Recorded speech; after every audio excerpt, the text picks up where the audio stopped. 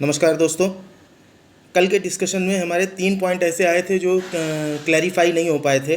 तो उन तीनों पॉइंट्स पे डिस्कशन करने के लिए अभी सुबह सुबह मैं एक ये नया वीडियो बना रहा हूँ, छोटा सा ही रहेगा। तो आप जो कल के डिस्कशन के सप्लीमेंट के तौर पर इसे ले सकते हैं। तो पहला पॉइंट जो कल हम लोग बात कर रहे थे कि यूएसए सपोर्ट करेगा इंडिया के चेयर को global partnership on artificial intelligence में। तो ये global partner on artificial intelligence जो है, ये 2018 में कनाडा ने जो है पहली बार प्रपोजल दिया था 44th समिट G7 में। G7 के 44वें समिट में 2018 में कनाडा ने पहली बार प्रपोजल दिया और 2020 में ये global partnership on artificial alliance को बनाया गया। और इसमें अभी वर्तमान में 29 देश सदस्य हैं और भारत भी इसका सदस्य है। और 2023 में भारत ही इसकी अध्यक्षता करने वाला है। इसके पहले 2022 में जापान ने इसकी अध्यक्षता की है। तो global partnership on artificial alliance को शॉर्ट में जीपे भी बोलते हैं। और जीपे जो है ये एक इंटरनेशनल इनिशिएटिव है जिसका काम है कि जितने भी सदस्य देश हैं वो अपने नागरिकों का या अपने जो भी सदस्य देश हैं उन सारे देशों के लोकतांत्रिक मूल्यों और मानवाधिकारों को ध्यान में रखते हुए अपने यहाँ आर्टिफिशियल इंटेलिजेंस का डेवलपमेंट करे। मींस रिस्पॉन्सिबल आर्टिफिशियल इंटेलिजेंस का डेवलपमेंट करे। दूसरा पॉइंट जो हम लोगों को कल आया था, आर्टिफिशियल इंटेलिजेंस के 2 टाइप हमें दिखाई दे रहे थे, responsible AI and generative AI.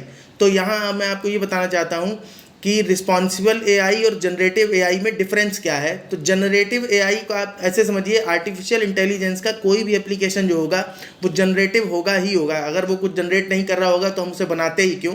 तो इसलिए कोई भी आर्टिफिशियल इंटेलिजेंस का डेवलपमेंट जनरेटिव ही होगा।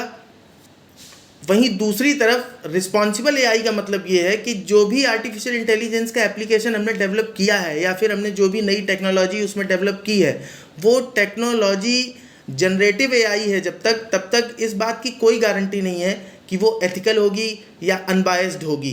तो एथिकल और अनबायस्ड वे में अगर हम उस आर्टिफिशियल इंटेलिजेंस के एप्लीकेशन को या आर्टिफिशियल इंटेलिजेंस के उस न्यू डेवलपमेंट को हम एथिकल वे में और अनबायस्ड वे में काम करने के लिए पोटेंशियल बना पाते हैं तो फिर वही जनरेटिव एआई जो है रिस्पॉन्सिबल एआई में कन्वर्ट हो जाती है।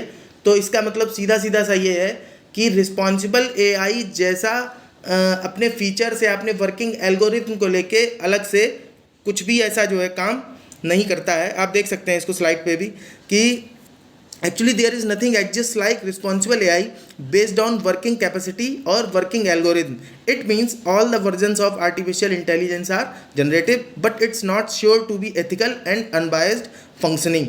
So when a generative AI accord with ethical ways being impartial is called responsible AI. means जब एक जनरेटिव एआई रिस्पॉन्सिबल वे में काम करने लगे, एथिकल और अनबायस्ड तरीके से फंक्शनिंग करने लगे तो वही रिस्पॉन्सिबल एआई कहा जाता है। तो यही इंडिया और यूएसए के बीच में बातचीत हुई कि हम आर्टिफिशियल इंटेलिजेंस के लेवल पे जो भी काम करेंगे, जो भी डेवलपमेंट करेंगे तो हम साथ रखेंगे कि हमारी एआई जो है वो जनरेटिव होने के साथ साथ रिस्पॉन्सिबल भी हो। तीसरा टर्म जो कल रह गया था हमारा वो था cutting edge technology.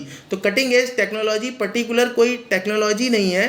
Cutting edge technology में वो सारी तकनीकें आ जाती हैं जो करेंटली सॉफ्टवेयर डेवलपमेंट इंडस्ट्री में अवेलेबल हों। मीन्स द मोस्ट लेटेस्ट या most advance tools, techniques and platform of any kind of technology currently available in the software development system, software development industry is called cutting edge technology. एक चीज़ आपको ये ध्यान रखनी है कि एक टर्म और यूज किया जाता है टेक्नोलॉजी को लेकर के, ब्लीडिंग एज। तो ब्लीडिंग एज टेक्नोलॉजी और कटिंग एज टेक्नोलॉजी में डिफरेंस ये है कि दोनों ही टेक्नोलॉजी लेटेस्ट और एडवांस हैं, लेकिन ब्लीडिंग एज टेक्नोलॉजी उस टेक्नोलॉजी को कहते हैं जो बहुत ही ज़्यादा नई है या फिर आप कह सकते हैं कि अभी उसे जो है बृहद स्तर पर प्रयोग नहीं किया जा सका है और सिंपली सोसाइटी में या फिर जो है सॉफ्टवेयर इंडस्ट्री में वो अवेलेबल नहीं है सबके यूज करने के लिए, पर वो भी नई है। आप तो इसका मतलब ये हुआ कि ब्लीडिंग एज टेक्नोलॉजी जो है वो कटिंग एज टेक्नोलॉजी से भी ज़्यादा नई होती है। ये हम लोगों को ध्यान रखना है। बस ये 3 बातें आप लोगों को बतानी थी। नमस्कार।